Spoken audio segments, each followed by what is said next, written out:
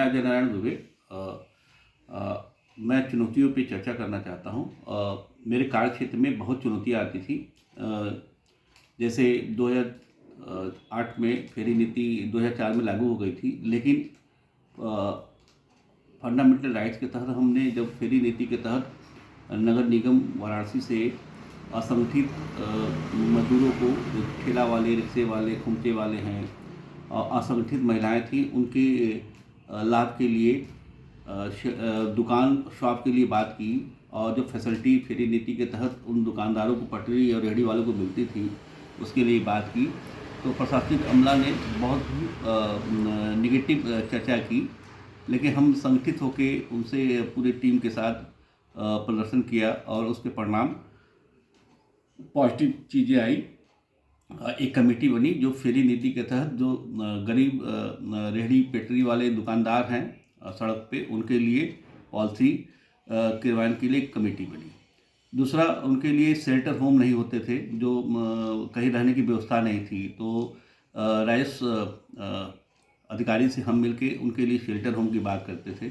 और समाज कल्याण विभाग से जो वृद्धा पेंशन है, विधवा पेंशन है या बुजुर्ग पेंशन मिलता था, उसके लिए, और जो अन्य स्वास्थ्य स्कीमें गवर्नमेंट की चलती थी, उसको दिलवाने के लिए काम करते थे। इसी तरह जब मैं गाज़ियाबाद के लोनी ब्लॉक में था, तो लोनी ब्लॉक यूपी का क्रिटिकल ब्लॉक है, जहां माइग्रेट मुसलमान बस्ती है। वहां पे पोलियो का खुराक पिलवाने के लिए मुसलमान 10% 12% लोग तैयार नहीं होते थे। तो उस समय बड़ी क्रिटिकल स्थिति आ जाती थी। तो हम एक जो लोकल इन्फ्लुएंसर होते थे, लोकल प्रैक्टिशनर होते थे, मस्जिद के मौलवी साहब और मस्जिद के इमाम साहब, उनसे बात करके हम एक टीम बनाते थे और उस परिवारों को समझाने के लिए प्रयास करते थे, जिसमें मेडिकल अफसर भी होते थे और एएनएम आशा भी होती थी। इस तरह से हम शॉर्ट आउट करने के लिए, प्रॉब्लम जो ग्रास रूट पे आती है उसको शॉर्ट आउट करने के लिए प्रयास करते थे। इसी तरह हम जब फैमिली प्लानिंग के लिए काम करते थे, तो महिलाएं को जागरूक करने के लिए बहुत मीटिंग करना पड़ता था। बहुत सी महिलाएं नेगेटिव उसकी थिंकिंग होती थी कि जैसे गर्मी में हो जाएगा तो पक जाएगा, तो उनको समझाना। पुरुष नसबंदी के कराने के लिए भी प्रयास करते थे। पुरुषों में बहुत भ्रांतियाँ थी कि पुरुष का पुरुषत्व ख़त्म हो जाता है, तो उनको समझाने के लिए हम लोग बात करते थे, कैंप लगाते थे और प्रोग्राम के सक्सेस के लिए प्रयास करते थे।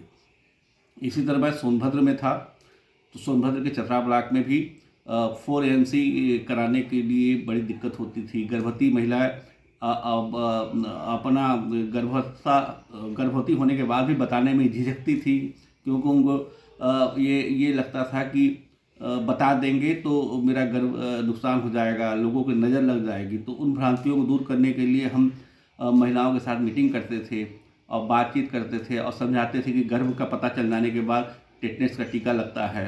तो और 4ANC कराना बहुत ज़रूरी होता है कि बच्चे का विकास हो रहा है कि नहीं।